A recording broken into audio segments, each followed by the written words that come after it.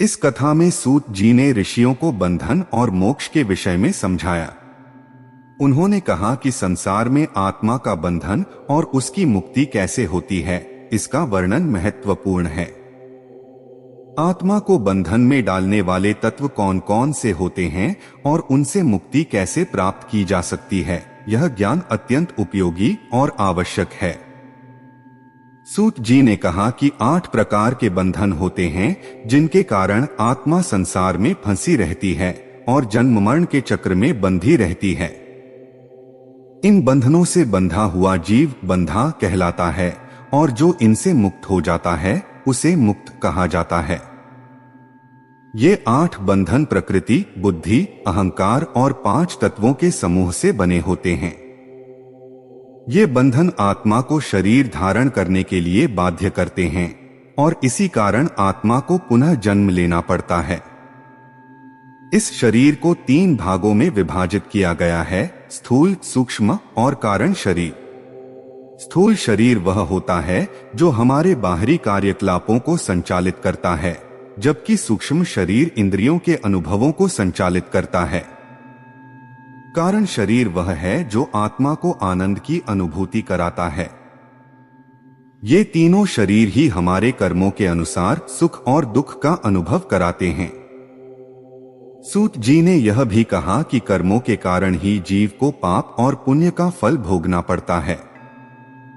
यही कारण है कि जीव संसार में सुख और दुख का अनुभव करता है। कर्म ही जीव को संसार के चक्र में बांधते हैं और उसे पुनः जन्म मरण के चक्र में डालते हैं। इससे मुक्ति पाने का उपाय भगवान शिव की आराधना में बताया गया है। भगवान शिव को सृष्टि के सर्वसमर्थ और परिपूर्ण देवता माना गया है। वे अनंत शांति और शाश्वत सत्य के प्रतीक हैं।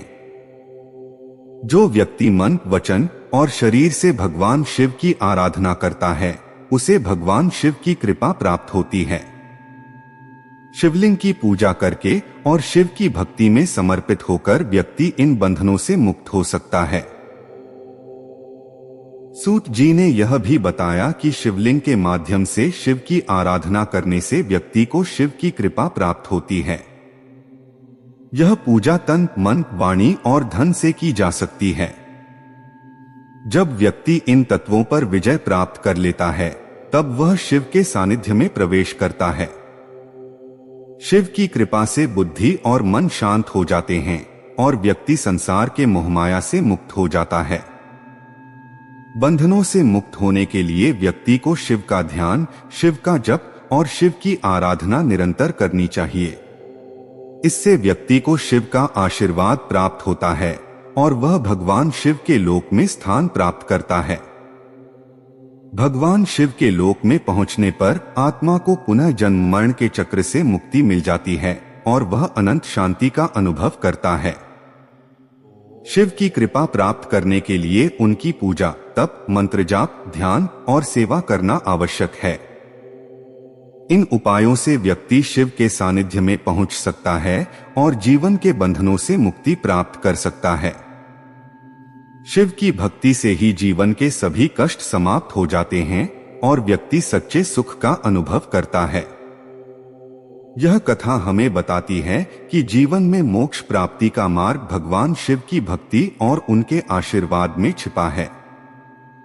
शिव के प्रति समर्पण और निष्ठा से व्यक्ति को संसार के बंधनों से मुक्ति मिलती है और वह सच्चे आनंद की प्राप्ति कर सकता है। शिव की पूजा करने से व्यक्ति को जीवन की सभी समस्याओं का समाधान मिल जाता है और उसे अंततः मोक्ष की प्राप्ति होती है। प्रिय दर्शकों, अगर आपको यह जानकारी उपयोगी लगी हो और आप हमारे साथ इसी तरह जुड़े रहना चाहते हैं तो कृपया हमारे चैनल को सब्सक्राइब करें।